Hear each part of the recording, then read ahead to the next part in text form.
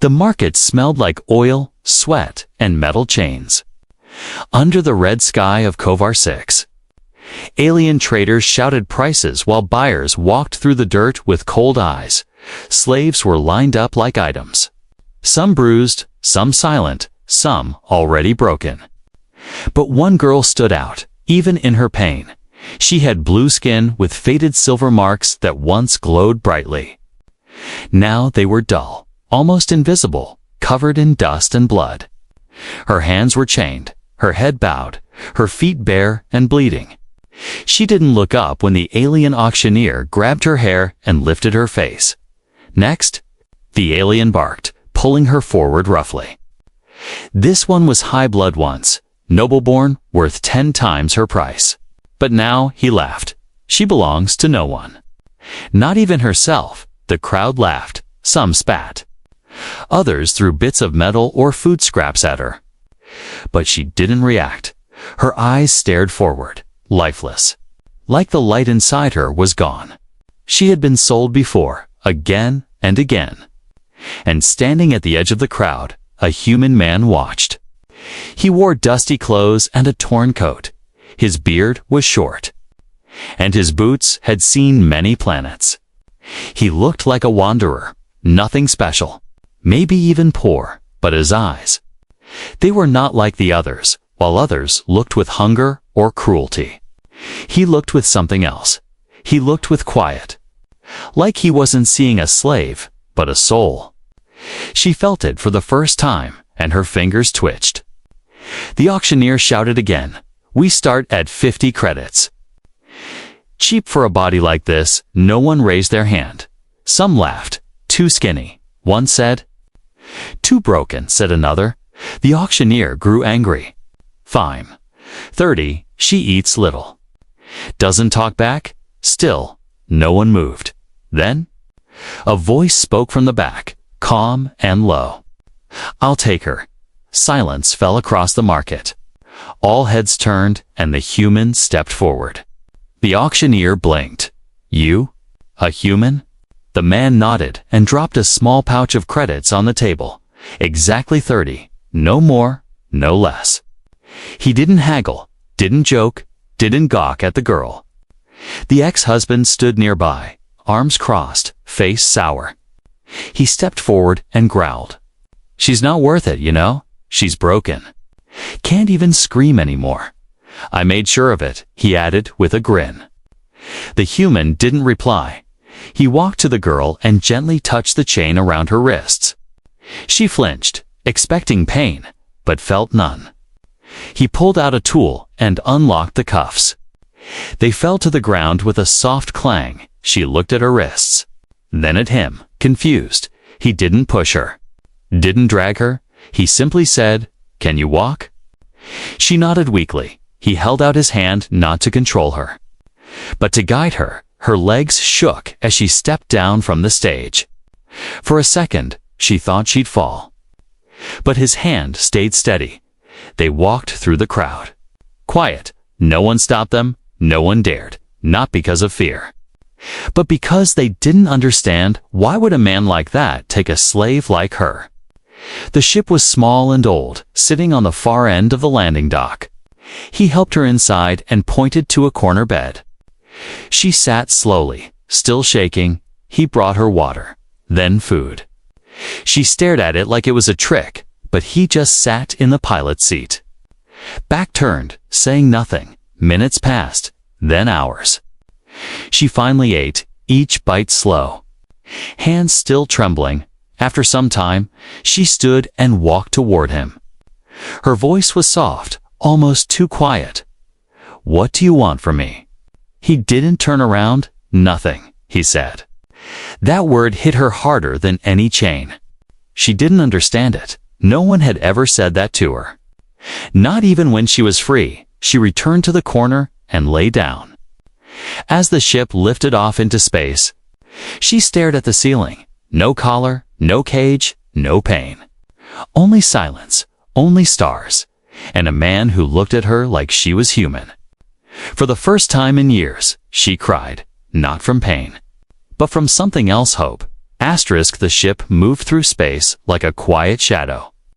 No noise except the soft hum of the engine. Inside, the girl sat on the corner bed, legs pulled to her chest. She hadn't spoken again since asking that one question, "What do you want from me?" And getting the strangest answer, nothing. She didn't understand him. People always wanted something. Her ex-husband had wanted power. The traders had wanted money. Buyers had wanted her body, but this human, he only gave. She watched him from across the room. He was fixing a panel near the cockpit. Using old tools, his sleeves were rolled up. Hands calloused, face calm. He looked like someone who had seen too much, but still chose peace. His name, she learned from the ship's tag, was Duran, but he never introduced himself. He let her eat, sleep, and move as she wished. The room was small, but warm, no chains, no commands. No threats. When he spoke, it was simple. Food is in the storage, water's filtered. You can use the cleaner, but not once did he touch her. Not even by accident, and that confused her the most. She had been trained to expect pain or desire in every glance. But Darren's eyes held something else, distance and quiet respect. One night, she finally asked him, "Why did you buy me?" He paused, looked up from his work, and replied, "You weren't supposed to be there." She blinked. "What does that mean?" Darren leaned back, resting against the wall. "You were someone once. I saw it in your eyes, even when no one else did. That's not where you belong." His words were strange, but soft. She wanted to believe him, but years of cruelty made it hard. "You don't even know me," she whispered. "I don't have to," he said. "I don't need your past to know you didn't deserve what I saw." She lowered her head, ashamed of the bruises, the scars, the silence that wrapped around her like a second skin. But Duran didn't look at her like she was ruined. He looked at her like she was real. Later that night, she had a nightmare. The dark voices returned, her ex-husband's laughter echoing. She woke up gasping, tears streaming. She expected a blow, a cage, a command, but instead, a blanket gently covered her shoulders. Duran didn't speak. He didn't try to hold her. He just placed the blanket, then returned to the pilot chair. Sitting quietly in the dark, that simple act shattered something inside her. She had forgotten what kindness felt like. The next morning, she found him working in the back, welding a loose pipe. "Can I help?" she asked, voice shaking. He glanced over, surprised, but not against it. "You ever held a wrench?" She shook her head. "Then today's a good day to start," he said, and handed her the tool. It was heavy and awkward, but the way he guided her without force, without judgment, made her feel useful, not used. It was a small difference, but it changed everything. Over the next few days, she helped more, holding tools, cleaning wires, even cooking a basic meal from the ship's supply. She started to move more freely. Shoulders no longer curled in fear, and sometimes she smiled. One evening, as they floated near a silent gas cloud, she asked him, "Do you live alone?" Darren nodded. "Most of the time, no family." He was quiet for a moment, then said, "Not anymore." She didn't ask more. The silence told enough. Pain knew pain, even when it wore a calm face. "What do you want to do?" he asked suddenly. She frowned. "Do?" "Yes. Now that you're not anyone's prisoner." She had no answer. She had never been asked what she wanted. She had been property, then nothing, but now, maybe she could become someone again. "I don't know," she said honestly. "That's okay," Darren replied. "Take your time." She looked out the small window. Stars drifted past like falling snow, endless and free, for the first time in her life. She realized something. She was no longer a thing. She was a person, and the man who rescued her didn't own her. He saw her. She didn't trust easily. But in the quiet hum of the ship, she found a strange kind of safety. Not in chains, but in choice. Not in silence, but in peace. And somewhere deep inside, a part of her began to heal. Days passed slowly inside the ship. She learned to cook simple meals, how to clean old filters, and even how to check fuel levels. It wasn't much, but it was hers. No one shouted at her. No one hit her. She still flinched sometimes, but less than before, and sometimes. She smiled when Duran showed her how to do something new she had never flown before. Never seen the edge of a gas giant or the glow of a dying star. With Duran, every new place felt like a step away from her past. But the past was not gone. One night, they landed on a small trade colony called Vexerny. It was quiet, old, with metal towers half broken from storms. They needed supplies fuel, dried rations, and spare fuses. Duran didn't want to bring her, but she insisted. "I want to feel normal," she said. He nodded, slowly. "Stay close." The market was nothing like the slave yard. There were no chains here, no cages, but still. She walked with her head low, eyes scanning every face. They moved through the crowd, buying what they needed. And for a moment, it felt peaceful, until she froze. Her heart stopped. A tall alien stood across the road, dark armor. Red eyes, scar over his left cheek. She knew him. He had been one of the guards, one of them. He had dragged her by the hair, laughed when she cried. Her knees went weak, her hands trembled. "Duran," she whispered, grabbing his sleeve. Duran turned and saw the fear in her eyes. He followed her gaze, understood. Without a word, he stepped in front of her. Blocking the alien's view, he pulled her gently behind him and walked them away. Fast, but calm. She didn't speak until they reached the ship. Then she collapsed into the chair. Gasping, "He was there," she said, voice shaking. "I saw him." Duran locked the ship and checked the scanners. No one followed them. "Breathe," he said softly. "You're safe now." But she didn't feel safe. Not anymore. That night, the nightmares came back. She screamed in her sleep, sweating, kicking. Choking on her own breath, Duran rushed in, grabbing her shoulders. "It's okay. It's me. You're on the ship," he said. But her eyes were wide, terrified. "Don't let them take me," she cried. "Please. Don't let them touch me again." His grip softened. "I won't," he said, voice steady. "Not now. Not ever." She shook in his arms for a long time.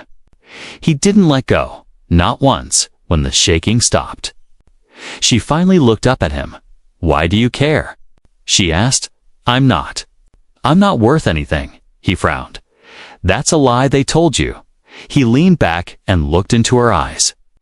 "I don't care who told you that. Your ex-husband, those guards. The buyers, they were wrong." She wanted to believe him so badly, but something inside her still whispered, "You're broken." Later, Darren gave her a small device. It was a scanner. "Here," he said. "Hold it near your arm." She danned it, beeped. Red light flashing. He sighed. "Just as I thought. A tracker." Her eyes widened. "What?" "They put it under your skin, probably during your first capture," he said. "It's still active, so they can find me," she whispered, voice full of dread. Darren nodded. "Unless we remove it," she hesitated. "Is it dangerous?" "A little," he admitted, "but I can do it. I've done worse." She looked down at her arm. She had lived in chains, lived in fear. She didn't want to run forever. "Do it," she said. He set up the tools, cleaned everything, and gave her a cloth to bite down on. "It'll hurt," he warned.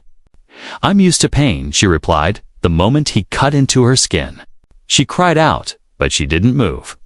He worked fast, steady hands, focused eyes. Finally, he pulled out a tiny black chip, shiny, cold and blinking red. He crushed it under his boot. "Now you're really free," he said. She stared at him, tears in her eyes. No one had ever done this for her. No one had risked anything for her freedom. Until now, she reached out and took his hand. It was the first time she touched him willingly. "Thank you," she whispered, not just for saving her, but for giving her something she hadn't felt in years, hope. And far away on a dark screen, her ex-husband watched the tracker signal vanish. His smile faded. "She's still alive," he growled. "Find her asterisk." The ship floated near a cold, quiet moon. Darren had landed for repairs, but also to give her rest. Her arm was healing. Wrapped in fresh bandages, the tracker was gone. But her thoughts were still heavy. She stared at her reflection in the mirror. The bruises had faded, the scars still there. But something else stared back at her, now someone slowly returning. Darren handed her a drink, warm and sweet. "You're stronger than you think," he said. She looked down at the cup, then up at him. "Do you want to know who I really am?" He sat across from her, nodding. "I was waiting until you were ready." She took a breath, her fingers tightening around the cup. "I was born in the crystal cities of Thalara Prime," she began. "My name was Lyra Valen." Duran's eyes narrowed slightly. He had heard that name before. The Valen line was royal, powerful, and missing. "My family ruled the capital sector," she continued. "We weren't warriors. We were healers and scientists. We were peaceful." Her voice cracked. "But peace doesn't stop a trail." She looked away, pain returning to her eyes. "I was married off to form an alliance." He was charming in public, soft-spoken, but behind closed doors. He was something else. Darren stayed silent. Letting her speak, he said, "I was too proud, too cold, too weak, so he broke me. First with words, then with hands." She touched the faded silver markings on her skin. "They once glowed with light," she whispered. "Now they barely shine." Duran leaned forward, voice calm. "They're still there. And so are you." She looked at him, a sad smile forming. "He sold me when my family disappeared. He claimed they died in an attack. But I know the truth. He made it happen." Darren's face grew darker. "How?"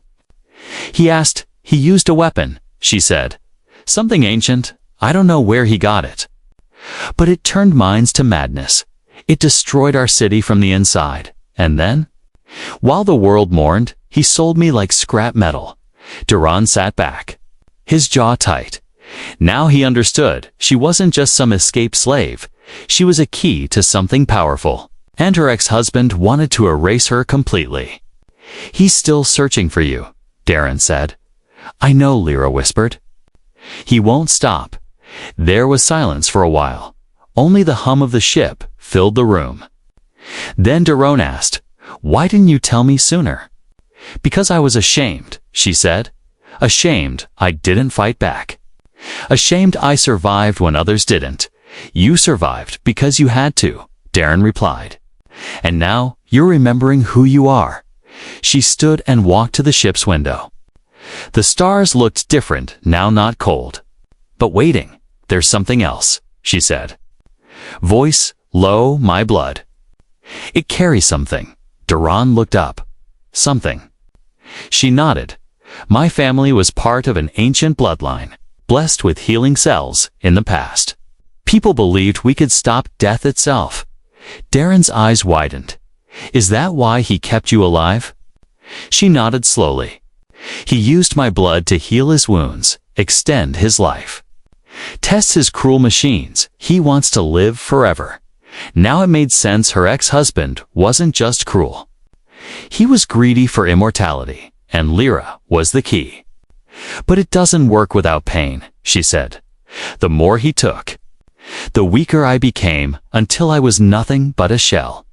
Duran stood and gently placed a hand on her shoulder. "You're not a shell anymore," he said. "You're a storm waiting to rise." She smiled faintly, a spark in her eyes.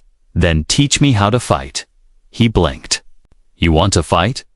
"I want to stop running," she said. "I want to become the woman he thought he destroyed." Darren nodded slowly.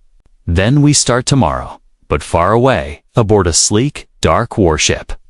Her ex-husband stood at a wide glass window. He stared at a glowing star map where a red tracker light had vanished. "She's alive," he said coldly, and behind him, tall soldiers in black armor stood silent, waiting. "Set course for Thalera's ruins," he said. "She always returns home." The quiet was gone. Lyra woke to the sound of alarms. Lights flashing red across the ship's panels. She ran to the cockpit, heart pounding. Duran was already at the controls, his eyes sharp, hands moving fast. "They found us," he said, his voice steady but tense. A black ship hovered outside the moon's orbit, large and deadly. It bore no symbols. No signal code, but Lyra knew it. Her ex-husband's personal vessel. "The Blood Wraith. How did they find us?" she whispered. "Doesn't matter now," Duran replied. "We need to move." The ship rumbled as it rose from the moon's surface. But the Wraith was faster, its engines roaring like a storm. They fired a warning shot, just a pulse blast, but strong enough to rock the ship sideways. Lyra held onto the wall, her hands shaking. "Strap in," Duran said. "This won't be easy." Lyra jumped into the co-pilot's seat and fastened herself in. Outside, the enemy ship opened its gun ports. Ready to fire again, Darren pushed the thrusters hard. The ship speeding through the asteroid belt nearby. Chunks of rock spun around them like wild beasts. The enemy chased close, firing again this time. The rear wing took a hit. Sparks flew inside the cabin. Alarms screamed louder. "We can't outrun them," Lyra said. "Panicked?" "No," Darren said, eyes scanning fast. "But we can outsmart them." He dove the ship into a dense field of ice rocks. The sensors went blind. Visibility dropped. The enemy ship slowed, not wanting to crash. That gave them a few minutes, but not much more. In the quiet space between ice and silence, Lyra looked at him. "You're risking everything for me." Darren didn't look away from the controls. "I'd rather die free than let them take you again." Her heart clenched. No one had ever said that to her, not her guards, not even her family. But he did, without question, without pause. The ship jolted again. One of the rear engines sputtered. Darren gritted his teeth. They hit the coolant line.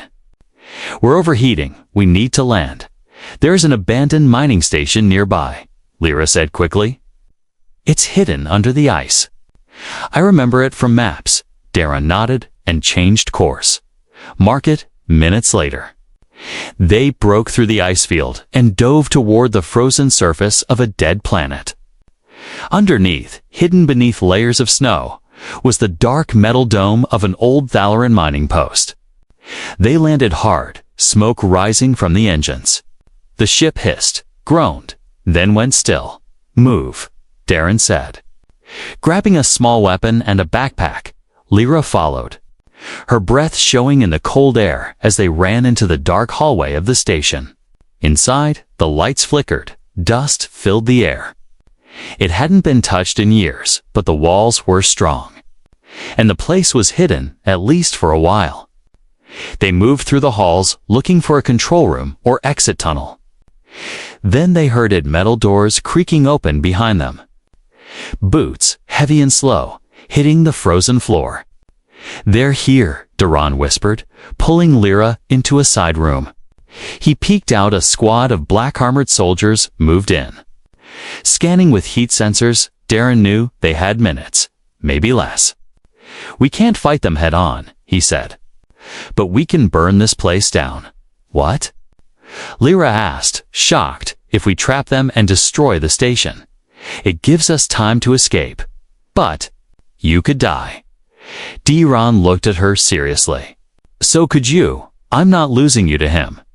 Lyra looked around. Old fuel barrels, cracked gas lines, broken power cores. She nodded. "We can overload the power cell in the main core. It'll cause a fire. Maybe an explosion." They moved fast, setting up the overload, rewiring panels. Leaking fuel into the corridors. Footsteps grew louder, closer. Lyra's hands shook as she connected the last wire. Duran looked at her. You sure? She nodded. Let's make him regret coming. They hit the switch. And sparks flew across the walls. Flames caught the fuel. And fire burst into the hallway like a wild beast. Duran grabbed Lyra's hand. And they ran through the back tunnel. The heat chased them. The station groaning from the pressure. Behind them, the black-armored soldiers shouted. Trapped by the spreading fire, one of them screamed as the flames swallowed him. They reached the emergency hatch. Duran hit the control. The hatch opened and the cold wind hit their faces. They jumped out just as the station exploded behind them. The fire rose into the sky. A pillar of smoke and light. They fell into the snow. Rolling, gasping, but alive. Lyra looked up at the flames behind them. Then at Duran, you didn't let go, she said. Tears in her eyes, he looked at her, smiling weakly. I never will. The fire still burned behind them. But the snow around Duran and Lyra was cold and quiet. They lay side by side, breathing hard, their bodies shaking from the heat and the fall. Smoke curled into the frozen sky, and the sounds of screams faded. Swallowed by the wind, we made it, Lyra whispered. Duran coughed and nodded, barely. He sat up and helped her to her feet. Her legs wobbled, but he caught her before she fell. They stood in the snow, silent, watching the last of the fire die in the distance. Then they turned and walked, slowly, across the icy plain. Darren knew of a cave system nearby. He had seen it on old scans. They didn't talk much as they walked. Only the sound of their boots crunching in the snow when they reached the cave. It was shallow but dry. He lit a heat lamp, and she curled into the corner, wrapping a blanket around her shoulders. Her lips were blue, her skin pale. He handed her a hot ration pack, and she took it slowly. You saved me again, she whispered. You saved me too, he replied. Hours passed in silence, then she finally looked up. You didn't have to come back for me. Back at the station, he shrugged. I told you. I don't leave people behind, but I'm not just anyone, she said. Voice trembling, I'm dangerous, hunted. Full of scars and bad memories, Darren looked at her. His voice soft. You're also brave, smart, and stronger than you think. You stood beside me. Lyra, even when the fire came, her eyes filled with tears. No one ever looked at me like that, she whispered. Not without wanting something. I don't want anything from you, he said gently. I just want you to be free. She stared at him, her heart pounding in the dim glow of the cave. She saw something in his eyes' warmth. Respect and something deeper, something she had never seen before. She crawled closer, still wrapped in the blanket. He didn't move away, didn't flinch. She reached out and touched his hand. It was rough, warm, real. Her voice shook. Why me, Duran? He took a breath, because when I saw you the first time, I didn't see a slave. I saw a woman who still had fight left in her. Even if she didn't believe it, I was broken, she said. You were surviving, he replied. That's not the same thing. Tears rolled down her cheeks, but she didn't wipe them away. He didn't try to stop her, just held her hand gently. You make me feel like I matter again, she whispered. Because you do, he said. She leaned her head against his shoulder. They sat like that for a long time. No more words, no more fear. Just warmth in the middle of cold for the first time. Lyra wasn't thinking about her ex-husband. She wasn't thinking about bloodlines or trackers or pain. She was thinking about this moment, about this man, and how being beside him made her feel like a whole person again. I don't know what's going to happen, she said softly. I don't know if we'll win, or if he'll find us again, but I know I don't want to run alone anymore. Duran turned to her. His voice quiet. Then don't. We face him together. She looked up at him. The space between them felt heavy, full of words they hadn't said. Then she moved forward, slowly, unsure. And he met her halfway. Their lips touched, soft and careful. Not rushed, not desperate, just honest. Like two lost stars finally finding the same orbit. When they pulled apart, she was crying again, but this time they were tears of something else. Relief, warmth, maybe even love. "You're not just my rescuer," she said. "You're my choice." He smiled gently, brushing a strand of hair from her face. "And you're mine." They lay together that night under the stars. In silence, her head on his chest, his hand wrapped around hers. Outside, the cold wind howled, but inside the cave there was peace, but far away, aboard the dark warship. Her ex-husband stood in silence, his eyes locked on a screen showing the burned ruins of the station. "The fire didn't kill them," one of his soldiers said. He didn't respond, just clenched his fist. "Send the hounds," he ordered. "I want them alive, but the girl first," he growled. "She dies slow." The snow around the cave had melted slightly. The heat lamp flickered as it struggled to stay alive. Inside, Lyra sat beside Duran. Her head resting on his chest, she had finally fallen asleep. Her breathing soft and steady. Darren didn't sleep. He stared at the entrance, listening, waiting. He felt it in his bones, this peace would not last. By dawn, he was proven right. A faint vibration in the ground reached them first. Then came the low rumble of engines. Too heavy to be traitors, too loud to be storms. Darren stood and gently shook Lyra awake. Her eyes opened slowly, but when she saw his face, she knew. "They're here," he said quietly.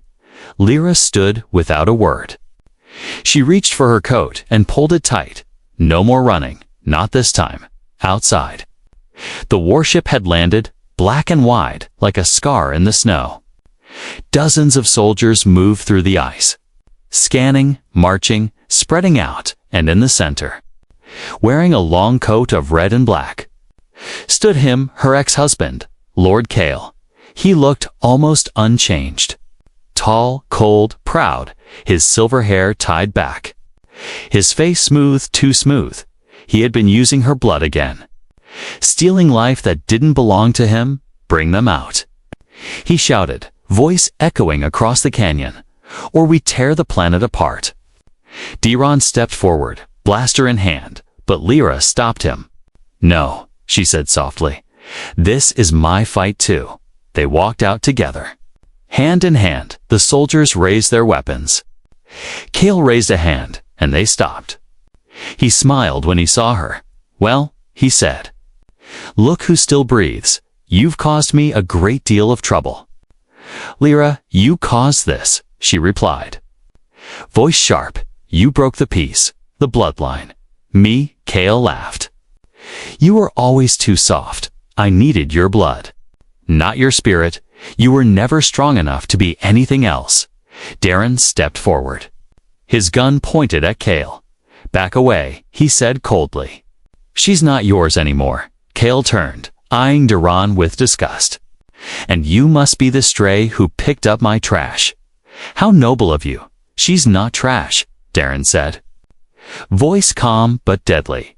"She's everything you'll never be." Kale's smile faded. He motioned to his soldiers. "Kill him. Bring her back."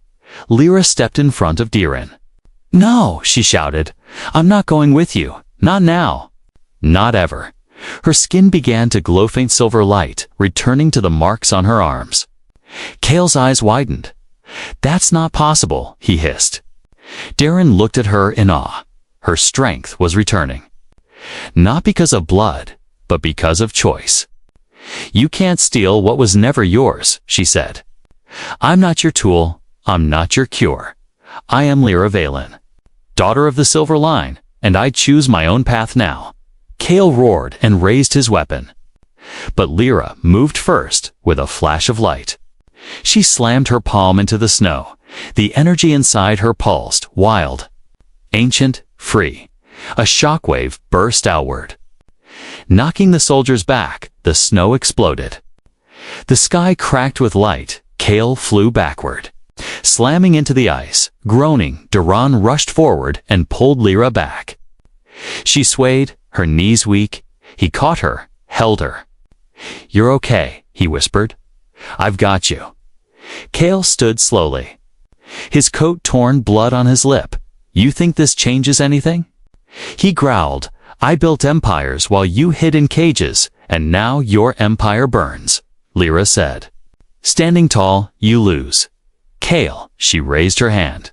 Glowing bright again, Kale screamed and charged. But Darren stepped in front. Fired once, the shot hit Kale in the chest. He staggered, gasped, then collapsed in the snow. His eyes stared upward, lifeless, and just like that, the man who once ruled her world was gone. Silence filled the canyon. The soldiers slowly lowered their weapons. One by one, they turned and left. Their loyalty was to power. And Kale's power had just died. Duran turned to Lyra, still holding her hand. "It's over," he said. She nodded, tears falling. "Not over," she whispered. "Just beginning." They stood in the snow. In the silence, no more chains, no more fear. Just two souls who had chosen each other. "I love you," she said softly. "I know," Duran replied, smiling, "and I'd choose you again." Every time, above them, the stars blinked. Not cold anymore, but full of light. And as they walked away, the snow behind them covered the past. But ahead, there was nothing but sky and freedom.